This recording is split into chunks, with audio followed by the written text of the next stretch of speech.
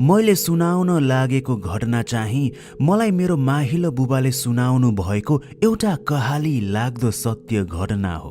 अबका शब्दहरू सबै मेरो माहिला बुबाकै। यो घटना आज भन्दा 30 वर्ष अगाडिको हो। त्यति बेला गाउँ घरतिर अहिलेको जस्तो कहाँ घना बस्ती हुन्थ्यो र घरहरू बीच दूरी पनि धेरै नै हुन्थ्यो। परतिर हुने छरछिमेकका घरहरू। अनि त्यो समयमा बिजुली पनि सबै कुनातिर पुगिसकेको थिएन। अलि अगाडिका घरहरूतिर मात्रै बिजुली थिए, पर पुग्न पाएकै थिएन। मेरो छोरा चाहिँ विदेशमा काम गर्थ्यो। छुट्टीमा आउँदा एउटा राम्रो खालको महँगै पर्ने अत्यन्तै चकिलो टर्च लाइट लिएर आइदिएको थियो। मैले नै उसलाई अरू कुरा लिएर आएस् नलिएर आएस् चकिलो टर्च लाइट चाहिँ नबिर्सिनु है भनेको थिएँ। किनभने त्यतिखेर खेतीपातीले नै थियो घर परिवार धानिरहेको। अनि खेतमा धेरै जसो फेरि पानी राति नै लगाइने गरिन्थ्यो। कोही टुकी लिएर जान्थे त कोही मसाल बनाएर बोकी जान्थे। राम्रो टर्च लाइट भइदिए त सजिलो हुन्थ्यो। अझ फेरि हिलो बाटो भइदिने, कता चिप्लिएर लडिने थाहै नहुने, अनि आगो पनि लडेपछि निभिहाल्ने। धेरै होस पुर्याउनु पर्थ्यो बाटोमा हिँड्दा पनि। गाउँ घरमा यसरी नै खेती किसानीमै समय गएरै दैनिकी चल्दै नै थियो। हाम्रो घरबाट चाहिँ खेत पुग्न झन्डै 40-45 मिनट लाग्ने गर्थ्यो। फेरि त्यो खेत जाने बाटोमा भने पहिलेदेखि नै धेरै तर्साउने। हाम्रो बुबाहरूले पनि धेरै सुनाउनु हुन्थ्यो तर्साएका घटनाहरू। अझ फेरि गाउँ घरमा कोही बिते उही बाटो भई लास लगिने गरिन्थ्यो। सोही बाटोमा एउटा पिपलको चौतारा पनि थियो, जहाँ खेतमा ओरोदोरो गरेका मान्छेहरू थकान मेट्न बस्थे। बाटोमा हिँड्दै गरेका बटुवाहरू पनि उस्तै गरी त्यही चौतारामा विश्राम गर्थे। बाटो अप्ठ्यारो हुने भएकोले कोही मान्छे बितिसकेपछि लास लग्दै गरेका मलामीहरूले पनि उही चौतारामा नै लास बिसाउने गर्थे पनि। त्यहाँ लास नबिसाउने कोही पनि हुँदैन थिए। त्यसैले त्यो चौताराले गाउँका हरेक मान्छेको मृत शरीरलाई अन्तिम पटक विश्राम दिने ठाउँ जस्तो पनि भएको थियो। त्यही भएरै त्यही चौतारा वरपर तर्साइने कुरा बुबाले धेरै सुनाउनु भएको थियो। बुबाको पालामा त धेरै तर्साउँथ्यो त्यहाँ भनेर। त्यस्तै गरी असार महिनाको कुरा हो। अरू बेला पानी लगाउने समस्या हुन्थ्यो भने झरीको मौसमको समय भएकोले बेस्सरी पानी परेर बालीमा डुबान हुने डर हुन्थ्यो। त्यही भएर खेतको कुलो बनाइरहनु पर्थ्यो। कता पानी जम्ला जस्तो छैन हेरिरहनु पर्ने हुन्थ्यो। तर केही दिन पानी आएन भने फेरि उस्तै गरी पानी लगाउनै हतार हुन्थ्यो। त्यस्तै गरी केही दिन भइसकेको थियो, पानी राम्ररी आएकै थिएन। आए तापनि केही समय मात्रै आउँथ्यो अनि फेरि बन्द भइहाल्थ्यो। खेत ठुलो भएको कारणले केही आधा वा 1 घन्टा आएको पानीले खेत खासै भिज्दैन थियो। त्यसैले सबैजनाले पालै पिलो खेतमा पानी लगाउँथे। हाम्रो खेतमा पनि पानी लगाएर कुलो यताउति हेर्नुपर्ने भएको थियो।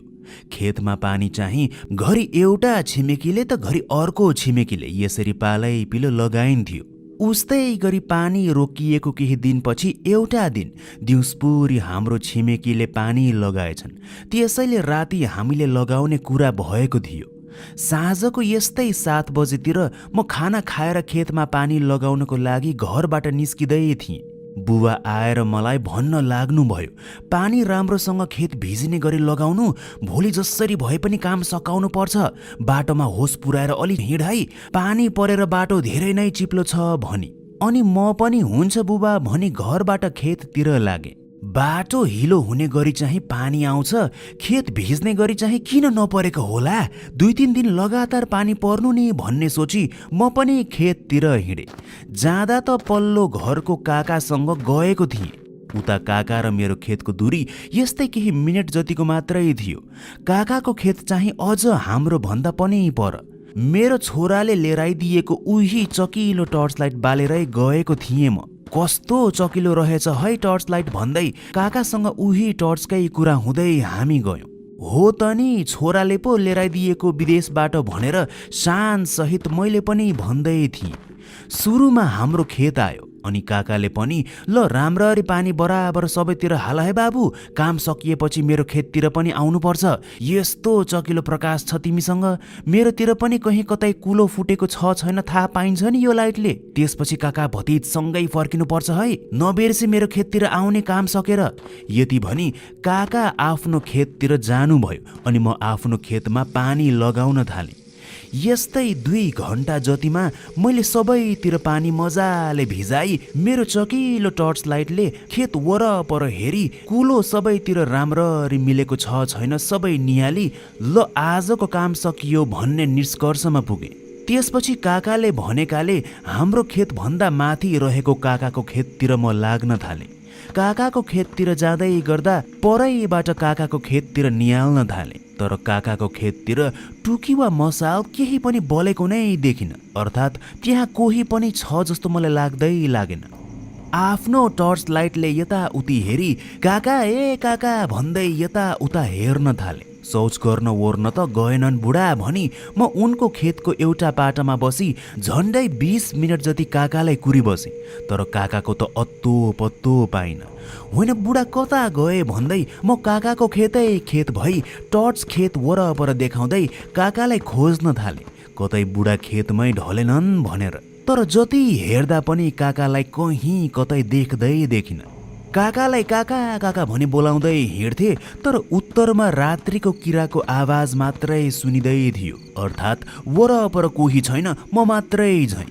अनि मनमनै बुढालाई गाली गर्दै आफै सँगै जानुपर्छ भनी अर्कै बाटो फर्किसकेछन् जस्तो छ बुढा, कस्तो धोका दिन सकेका हुन्। बरु मेरो खेततिर आई म गएँ है त भन्न सक्थे भनी भोलि त घरमा आउलान् नि, अनि बुबाको अगाडि साफ झपार्छु भनी फतफताउँदै म त्यताबाट बिस्तारै घरतिर उकालो चढ्न थालेँ। त्यो पल्लो घरको काकाले पनि मेरो बुबालाई भने साह्रै मान्थे, त्यसैले बुबाको अगाडि गाली गर्छु भनेर मैले सुर कसिसकेको थिएँ। त्यति बेला रातिको 11 बजिसकेको थियो। म बिस्तारै उकालो चढिरहेको थिएँ। एक्कासी बुबाले सुनाउनु भएका डरलाग्दा घटनाहरूको याद पो आउन थाल्यो। उही उकालोमा पहिले किचकन्डी अनि मुर्कटाले तर्साएका घटनाहरू सम्झिन थाले। जति जति सम्झन्थे उति मुटु त डरले चिसो हुँदै थियो। दिमाग खाली पार्नुपर्छ, यस्तो कुरा कहाँ यसरी राति एक्लै हिँडिरहेको बेला सोचिरहेको भनेर मेरा पाइलासँगै मैले दिमागलाई सम्हाल्न खोज्दै थिएँ। तर जति त्यो सोच्थेँ उति झनै धेरै छेउैको झाडीमा पो लुकिरहेकी छे कि किचकन्डी, ऊ त्यता परतिर छ कि मुर्कट्टा भनेर मनको बाघले मलाई खान थालिसकेको थियो। त्यत्तिकैमा अगाडि उही पिपलको रुख अनि रुखको चौतारी आयो। उही चौतारी जता मान्छे विश्राम गर्थे पनि र लास लगिँदा लासलाई एकैछिन राखेर हिँडिन्थ्यो पनि। र उही चौतारीमा त झनै तर्साउने कुरा बुबाले गर्नु भएको थियो। झनै मनमा डरका कुराहरू खेलिरहेको बेला त्यो पिपलको रुखको चौतारी नजिकिँदै गरेको कुराले थप डर त लिएर आयो नै, तर त्यो भन्दा पनि डर त एउटा अर्को दृश्यले पो लाग्यो। जुन चौतारीदेखि डर लागिरहेको थियो त्यही पिपलको चौतारीमा त एउटा मान्छे टुकुरुक्क बसिरहेको मैले देखेँ। अघि न जसरी मेरो मनले अनेकौं कुराहरू खेलाइ मनभित्रै बाघ उत्पन्न गराए त्यो बाघले मलाई खाँदै थियो, कतै यो पनि त्यही मेरो मनले सृजना गरेको भ्रम त होइन भनेर उही मैले देखिरहेको चौतारीको मान्छेतिर निहालेर हेर्न थालेँ। मेरो हातको चकिलो टर्च लाइटले परैदेखि मैले त्यो चौतारा अनि चौतारामा बसिरहेको मान्छेलाई देख्दै नै थिएँ। मैले निहालिरहेको 2-3 सेकेन्डपछि होइन त्यो त मान्छे नै बसिरहेको हो भनेर मैले बुझेँ। त्यो मान्छेतिर हेर्दा ऊ यस्तै 60-65 को उमेरको जस्तो देखिएको थियो। कपडा चाहिँ अत्यन्तै मैला, झट्ट हेर्दा जाडोले काँपेर टुकुरुक्क बसिरहेको जस्तो देखिएको थियो। आफैसँग केही बडबडाउँदै गरेको जस्तो सुनिँदै थियो पनि। रातिको समय डर लागिरहेको बेला त्यस्तो बुढा बसिरहेको देख्दा त डर झनै लाग्नु स्वाभाविक नै थियो। त्यस चौतारीको नजिकै पुगेपछि भने त्यो बुढोले मतिर प्रश्न सोध्न थाले, यति राति कहाँबाट आएको बाबु तिमी? बुढाको प्रश्नले गर्दा डराइरहेको मेरो मन झनै धेरै सजग हुन थाल्यो। अनि मैले डराउँदै म खेतबाट आएको बा भनी उत्तर दिएँ। अनि बुढाले काँप्दै काँप्दै टुक्रुक्क बसिरहेको अवस्थामै रही आफ्नो छेउैको भुइँमा थपथपाउँदै आऊ आऊ यता बस, मलाई पनि माथिल्लो गाउँ जानुपर्नेछ, सँगै जाउँला, यति भने। अब चाहिँ मलाई डर लाग्न कम हुँदै थियो। बुढासँग बरु एकैछिन गफ गरेर डर कम पारी सँगै जाउँला भनेर म उही बुढोले थपथपाएको ठाउँतिरै बुढोको छेउैमा बसेँ। त्यसपछि मैले बुढालाई सोधेँ, बाजे चाहिँ अनि यति राति यसरी काँप्दै किन एक्लै बस्नु भएको नि? बुढाले उत्तर दिए, म पनि यता कसैलाई कुर्दैछु नि बाबु, आउँदैछ रे त्यो। त्यति भनी अघि नसम्म भुइँमा हेरिरहेको बुढाले अब त सिधै टाउको उठाई मेरो आँखातिर पो निकै टोलाइरहेको झैँ अनौठो दृश्यले मतिर हेर्न थाले। अनि मैले बुढालाई फेरि सोधेँ, कसलाई कुर्नु भएको हो र बाजे यति राति? भन्नुहोस् त, चिन्छु कि मैले? त्यति भनी मैले मेरो खल्तीबाट चुरोट निकालेँ। बुढापाका मान्छे चुरोट पिउँछन् होला, थोरै आफू चुरोट पिएर बुढाले दिनु पर्यो भनेर। तर बुढाले त उत्तरमा अहिले आएपछि थाहा पाइहाल्छौ नि बाबु, यति भने मात्रै। त्यसपछि मैले बुढालाई केही पनि सोधिनँ। चुरोट मुखमा च्यापेर खल्तीबाट लाइटर निकाली लाइटर चुरोटतिर के लग्दै थिएँ। बुढा मतिर हेरी भन्न थाले, त्यो फाल त बाबु, फालिहाल, पिउनु हुँदैन यस्तो। बुढाले त्यस्तो भनेको सुनेर बुढा आफैले चुरोट पिउँदैन रहेछन् भनेर मैले बुझेँ। ठिकै छ, म पिउँछु नि त भन्ने सोची एकैछिन बुढातिर हेरी मुसुक्क मुस्कुराएर लाइटर फेरि बाल्न तयार भएँ। नसल्का भनेको सुनिनस्? बुढा त एक्कासी जङ्गिएको जस्तो पो गर्न थाले त। ठिकै छ नि, नखाऊ बाबु, मलाई चुरोटको धुवा मन पर्दैन भने त भएको त। बुढो जङ्गिएको देखेर म आफैलाई साफ रिस उठ्यो। लज्जा त भनेर म त लाइटर बाल्न खोजिहालेँ। एकचोटि बाले, लाइटर बलेन। मैले लाइटर त्यसरी एकचोटि घोट्ना साथ त्यो बुढो त जुरुक्क उठिहाल्यो। अघि नसम्म टुक्रुक्क बसिरहेको बुढो टुक्रुक्क बस्दा सानो देखिएको जस्तो थियो, पातलो पातलो जस्तो। तर जसरी उठ्यो त्यो त निकै नै अल्को, साह्रै डर लाग्दो अजङ्गको जस्तो देखियो। मैले फेरि दोस्रो चोटि लाइटर घोटेँ, तर अझै पनि बल्दै बलेन। एउटा निकै डरलाग्दो हाँसो त्यो बुढाको मुखबाट सुनिन थाल्यो, जुन सुनेर मेरो मुटु साँच्चै नै एकैछिन त रोकिएको जसरी बेसरी छाती नै पोल्यो। त्यो डरलाग्दो हाँसो भने मेरो कानैमा गुन्जी नै रहेको थियो। बुढोतिर टाउको उठाएर हेर्न पनि डर लागिरहेको थियो। त्यसैले टाउको तल पारी मैले काँपिरहेको ओठमा च्यापेको चुरोट सल्काउन काँपिरहेकै हातले लाइटर झट्ट झट्ट गरी बाल्ने प्रयास गर्दै नै थिएँ कि मलाई बुबाहरूले भन्नुभएको एउटा डरलाग्दो कुरा याद आयो। जहिल्यै पनि प्रेतात्माहरूसँग यदि दुर्भाग्यवश भेट भयो भने आगो बालिहाल्नु, तिनीहरू छुमन्तर हुन्छन् भनेर। त्यसरी मैले 3-4 चोटि लाइटर घोटेपछि बल्ल बल्ल आगो बल्यो। अनि आगो ननिभोस् भनेर मैले चुरोट सल्काइहालेँ। जसरी आगो बल्यो त्यसरी नै मेरो अगाडि चौतारामा उभिरहेको त्यो बुढो त बेसरी चिच्यायो, कहाल लिएर कराउन थाल्यो। यस्तो कहाली लाग्दो पारामा त्यो करायो कि त्यो कराएको आवाज अहिले पनि मेरो कानमा ताजै छ। र त्यो कराएसँगै हावामै धुवाँ भएर बग्दै बग्दै बिलाउन लाग्यो। र त्यसरी त्यो हराउँदै गएको क्रममा फेरि एउटा डरलाग्दो आवाज मैले सुने, आजको लागि बाँचिस्। त्यसपछि धुवाँ भएको त्यो बग्दै बग्दै हावाभरि छरिएर त्यो बुढो हराइ गयो। बुबाले भन्नु भएको जस्तै भूत प्रेत नै त रहेछ त्यो, र आगोको कारण मात्रै भागी गएको। यस्तो कहाली लाग्दो घटना आफ्नै अगाडि आफूसँगै भएपछि त मेरो डरको सीमा नै थिएन। म अनि हतार हतार त्यो उकालो चढ्दै घर जबसम्म आएन तबसम्म दौडी नै रहेँ। अनि घर पुगेपछि डर अनि थकानको कारणले होला म त डङ्गरङ्गै ढली बेहोस भएछु। म ढलेको देख्नु भएपछि बुबाहरूले पनि मलाई धेरै उठाउन खोज्नु भएछ। तर नउठेपछि यति राति फर्किएको छोरालाई पक्कै केही नराम्रो छायाले समायो भनेर बुझ्नु भई बुबाले तुरुन्तै जान्नेलाई बोलाउनु भएछ। जब मैले आँखा खोले तब मेरो छेउैको एकापट्टि मेरो बुबा आमा हुनुहुन्थ्यो भने अर्कोपट्टि पल्लो घरको धामी बाजे हुनुहुन्थ्यो। जब त्यस बाजेले मलाई पटक पटक फुक्नुभयो तब मात्रै म बिउझिएको भन्नुभयो बुबाले।